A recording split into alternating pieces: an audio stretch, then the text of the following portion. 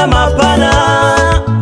Iko wapi thamani ya mwanadamu tuliyokuwa nao?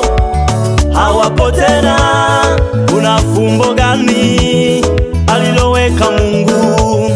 Watu wanapukutika, wanapotea, waoni tena duniani. Kifo ni fumbo lililoko mbele yetu, linalotutenganisha na ndugu zetu. Watu wanapukutika, wanapotea, waoni tena duniani. Kifo ni fumbo lililoko mbele yetu, linalotutenganisha na ndugu zetu. Iko wapi thamani ya mwanadamu? Iko wapi? Nashindwa kuelewa. Iko wapi thamani ya mwanadamu? Iko wapi? Nashindwa kuelewa.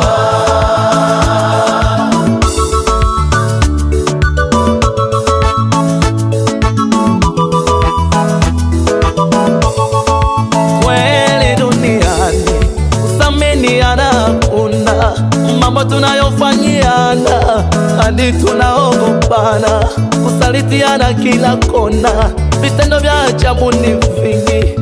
Moyo wangu nauma, ni maswali kila kona. Utafikia yule kakatwa kichwa, mara yule kafanyiwa hivi, vituko juu ya vituko, kusaminiana hakuna. Sikiliza redio, tazama televisheni, mambo ya kuogofya kila siku yatokea. Hasa uwe masikini, kapuku usiye na kitu, hausaminiki kamwe hapa duniani. Ona ndugu wanavyolaluana, inchi kwa inchi uadui, kanisa na kanisa uadui, kusaminiana hakuna. Thamani ya mwanadamu, thamani iko wapi? Nauliza, thamani yake mwanadamu iko wapi?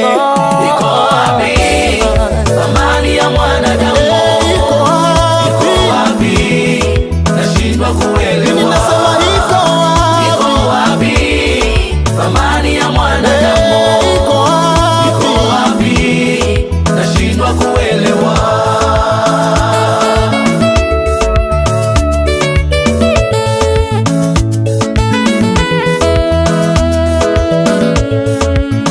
Nimefikiri kwa kina, mahali salama ni wapi ambapo thamani ya mwanadamu inapatikana?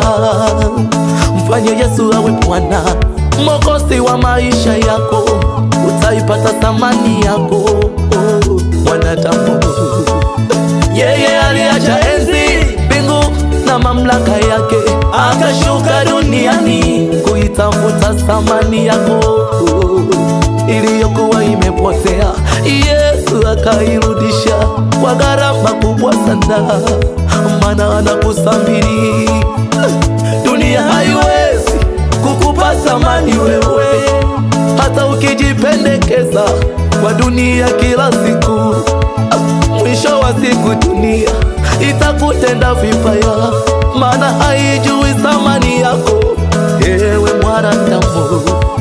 Ila Yesu pekee ndiye anajua thamani, ila Yesu pekee haijua thamani yako. Iko wapi